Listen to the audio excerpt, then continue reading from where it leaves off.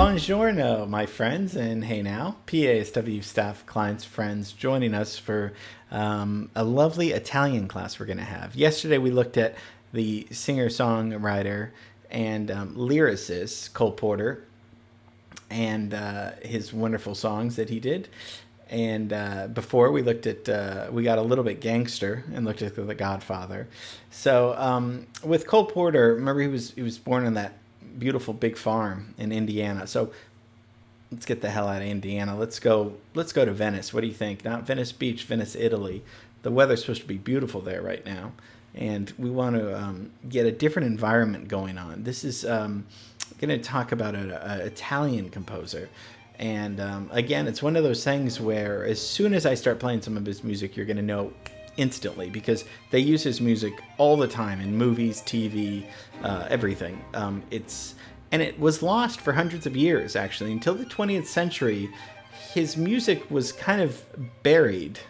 And thank God that we discovered it. We're going to be looking at the very brilliant Baroque composer, Antonio Vivaldi.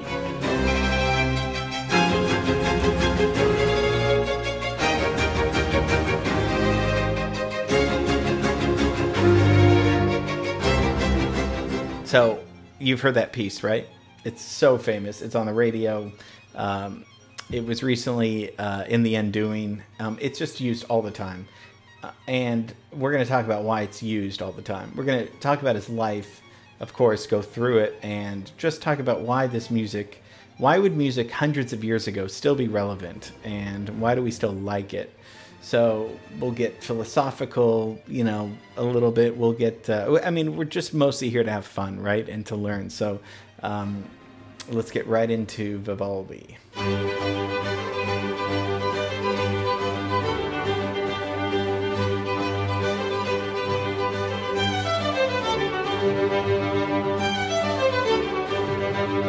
There's a joke that my dad used to say, and then I read it somewhere else. So Vivaldi wrote about 500 to 800 pieces of music, including 40 to 50 operas, a bunch of stuff. But one of the jokes is that, did he write 500 pieces one time, or did he write one piece 500 times? So think about that. And as you're hearing, as we're hearing all of his music, what is that? Is that joke true? So we're going to come back to that. And because a lot of his music sounds the same a little bit, but it's different. So that's just something that I thought I'd... So let's take a look at the timeline. I put Mozart and Beethoven up there because they're people that, of course, we know a lot about. But this is before. This is in the Baroque period. Baroque, for the most part, is a French word, and it means irregularly shaped. Irregularly shaped. I guess that's... So if you think of architecture, right? Like the Versailles, where Marie Antoinette, lived. That's Baroque architecture. Vivaldi and Bach are Baroque music. So it's mostly something that is after the Renaissance period, before the classical period, and it's characterized by ornate detail. So that ornate detail can be in buildings, like in Versailles, or the ornate detail can be in music. Just like as we're hearing Vivaldi, there's ornate orchestration and harmony and rhythm mostly. So rhythm is just static, but if you make it ornate rhythm, it's moving, kind of like that. So just so that's what we're talking about. So he's quite a bit earlier than, and we haven't done a class on Bach, but I know everyone kind of knows mostly what Bach, what he did. He's kind of the father of Baroque, but Vivaldi was just as much up there, and Bach actually transcribed a lot of Vivaldi's music and really considered him a great genius. So he's Italian, obviously, virtuoso violin player, teacher, composer. He was a priest. He was ordained, but he didn't go into it. He was pretty sick. He had asthma as a kid. And he was born when there was a huge earthquake that happened in Italy. So I don't know. Maybe that's is that important with the zodiac? I don't know the zodiac. I don't know those things, but it'd be kind of cool and scary to be born on the day of a huge earthquake there. He was the oldest of five brothers, and his father played violin, and he had musical training from his father, and they would travel Europe and Italy mostly, and they would play. Mostly his job was, for the greater part of his life, I mean, lack of a better word, day job, was teaching music at an orphanage. That's what he did. And he performed the music. He taught the kids that were abandoned, the boys up until they were 15, where they could go on and learn a different trade. He taught them music, and the girls that would stay, he taught them to music so they could perform in the orchestra and the choir at church. So he was a very giving person. And while he was the head music director at this orphanage, he was writing for songs, music, operas, concertos. He was amazingly talented on the violin. And of course, the most famous music that we know of Vivaldi is the Four Seasons.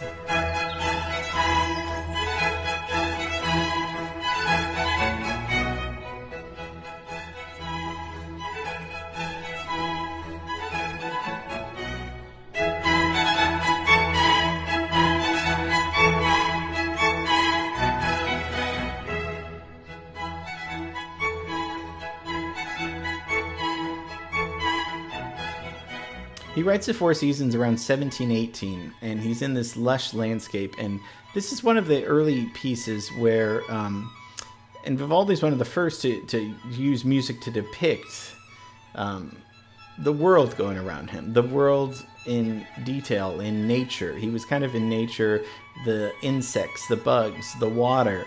And as we listen to this piece, you can hear that there's, and this is probably why directors and dancers and people of the arts like his music, because it's very dramatic. It changes a lot. There's a lot of tension and release that's exciting. This music's really exciting. It's got a pulse to it, and it's got a rhythm and almost a beat. You could almost put drums to it. So he wrote so much, and wrote for the church, wrote for the orphanage, had his music performed all the time. Perhaps that's why the music sounds theatrical in some sense, because if we look at a church, it's sacred, but it's also a piece of theater. If we think of the church, if we go to a service and there's music performed, and sometimes there's even acting performed, this is all in the name of the Catholic Church. But it's still almost like a show in a sense. And Bach also worked at a church. So they're writing theater music, but it's religious theater music. But it's great music nonetheless. And so he's very prolific. Writing so much music. And but his music kind of was not up to the times. It kind of went out of style a little bit, and he had to start selling off a lot of his music and became pretty poor. And he died when he was 63. So that's in 1741. So he's dead before Mozart's even born. He had an internal infection in this house. And, but, that's not that long. That's a pretty long life back then. So, but sad nonetheless. And it wasn't until like the mid-20s that a music historian started looking at some of his music, and he introduced the music to a larger part of the world that it had been suppressed or just forgotten about. Vivaldi's pieces were just kind of buried, and it's hard to think. So, but sometimes you think when you create something that's ahead of its time or that's genius or whatever, it may take a few hundred years for people to realize that. Sometimes it's luck. And then you think about, well, how many pieces do we not know that that would be just amazing to hear, that we're hundreds of years later. So it gets on that track, and this is stuff that I think about at night, and it keeps me up all the time. But I mean, if we listen to a piece like the Four Seasons, what I loved is my mom would play this in the car. And if you remember my complaining childhood of going to the Southgate Elementary School and feeling like I was going to get beat up every day, and I never did, by the way. She would play a lot of classical music. That was the thing. Classical music on the way there. On the way back, I could play Nirvana and Weezer. But on the way there, the Four Seasons was a very important piece in my life. I loved winter so much because it was the first time I heard dynamics, and dynamics is something when it's loud or when it's soft.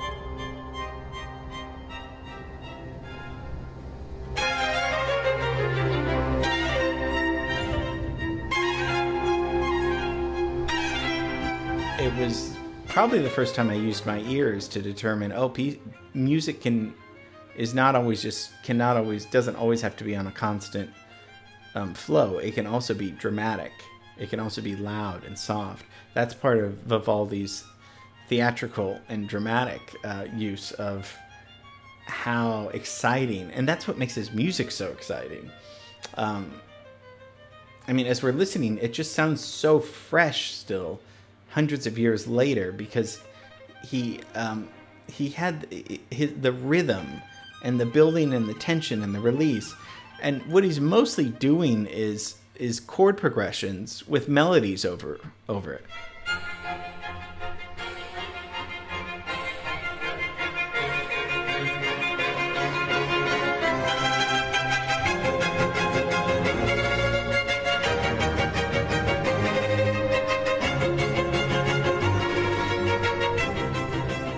That's what we do today, right? That's what pop music, Burt Bacharach, that's what they do. They have chord progressions and there's a melody on top.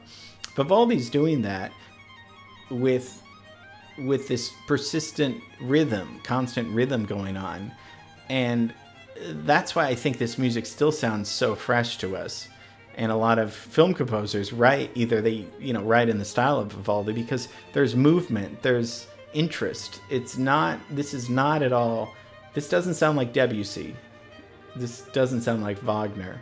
This doesn't sound like Eric Satie. These are all people that we know about, of course.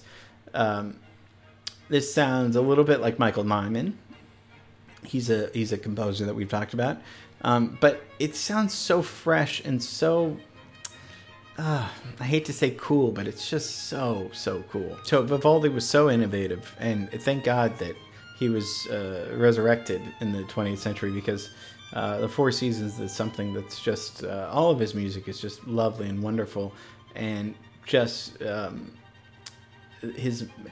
but as we've talked about, melody lives on, right? If you can hum and whistle a Cole Porter tune, a Gershwin tune, a melody from even Wagner, melodies stay with us, and Vivaldi definitely understood that. And when you have this kind of exciting rhythmic motion underneath it, you have a hit song.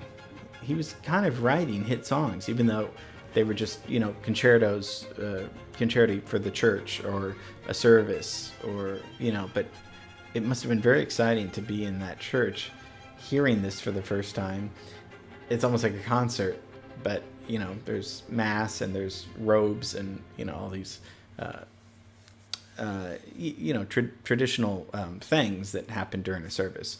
But that would be very cool if he were to perform that for us. Okay, so that's a little Italian taste of a great composer, Vivaldi, and hope you enjoyed it. I love this music.